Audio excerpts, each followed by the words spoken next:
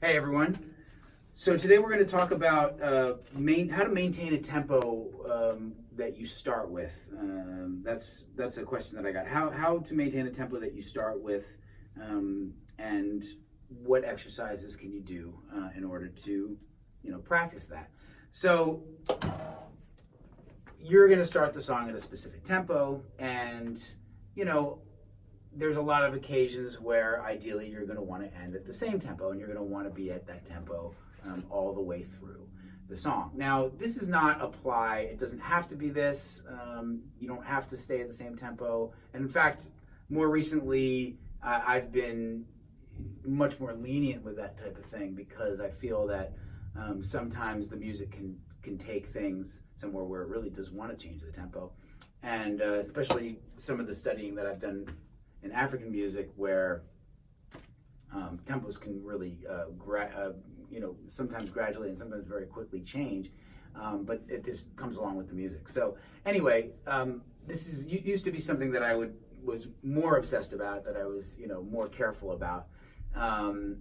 Yet it is a really, really good skill to have, to be able to know, the tempo of the song that you're at, and or the tempo that you're at within a song, and then also where that tempo started, and so what that relation is, if it's slower, if it's faster than it was. Now that is also a difficult thing to do, because you will probably second guess yourself, and you'll probably think, oh, I think it's faster than was it? Is it? Or you're not going to ever be sure, right? So what I recommend doing, first of all, is recording your gigs. When you get back home after you've recorded your gigs, what you can do is, especially just for the songs that you really had a major doubt, you can listen back to them. And so when you listen back to them, how do you know what's happening? Okay, well, this is what I do, and I've definitely spent some time doing this kind of thing. So I'm going to play a really old recording of me playing with Wayne Krantz and Anthony Jackson. And that band, especially playing with Wayne, I really felt like I had to be very aware of time and be very aware of tempo specifically, as far as where something started, and because sometimes I had to push things and sometimes I had to pull things. And the more conscious that I was, the more aware I was, the better. And so that actually is the lesson for today, is awareness of tempo. So here we go. All right. So here's the gig, right? What we're going to do here is we're going to go over to my trusty metronome, and we're going to go into something called the tap function. And the tap function means that when you actually tap the metronome, it will give you the tempo that you're tapping. So I've set it all up already, but you may have to go through different modes until you get to tap. You're going to set the time signature. It's 4/4. So here we go. 1, 2, 3, 4. 1, 2, 3. So you can see after a bar, it tells you a tempo. 4, 1, 2. So that says, for example, that says 88. That says 91. 98. 91. Now some of this, 92. 89. 88. So that's 88 again.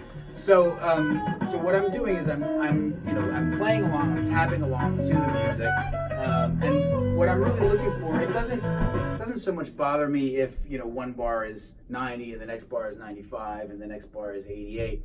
But what you can eventually see is if you're at 88 for a while, and then like 2 minutes later you're at 100, then you know that the tempo has started to increase.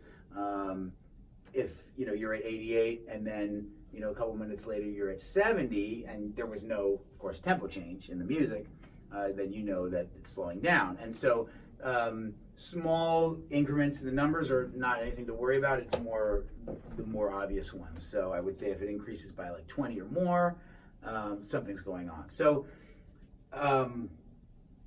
there's certain things that you can do when you notice a change in tempo. It could be, for example, for me, it could be a fill that I play. I might play a fill and rush the same fill every time. So then when I'm tapping through this, oh, that's that fill again, and I rushed it, and then maybe it's going to happen again later on in the song or in another song. Oh, I played the same fill and it rushed again. There goes, jumps, the tempo jumps, just for that one bar or just for that, few beats that I'm playing a fill. So that can be something to really, really watch out for. So I'm going to do a little bit more. Actually, we'll go to a completely different part of the song now, or maybe a different song. Let's fast forward it. Okay. Oh, if the song is in 4/4, let's say it has a 2/4 bar or a 3/4 bar, you don't even really have to worry about that when you're tapping along. You can just tap through it. So 98, 102, 99, 98, 99, 98. Now I'm also being a little more aware of where I'm tapping.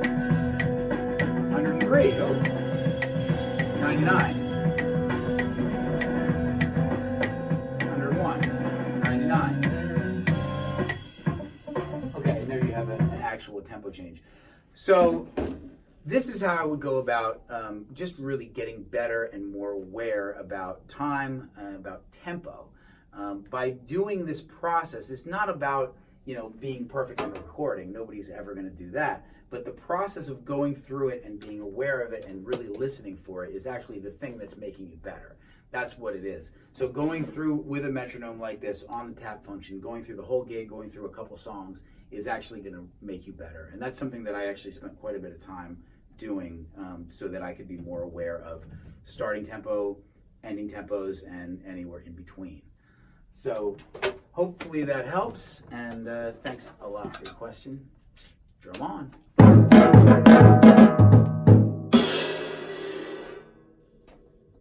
Just as a little insert here, I just want to make sure that you understand that it is not actually important that the tempo stays the same. The important thing is your awareness of the tempo, that you know when it's changing.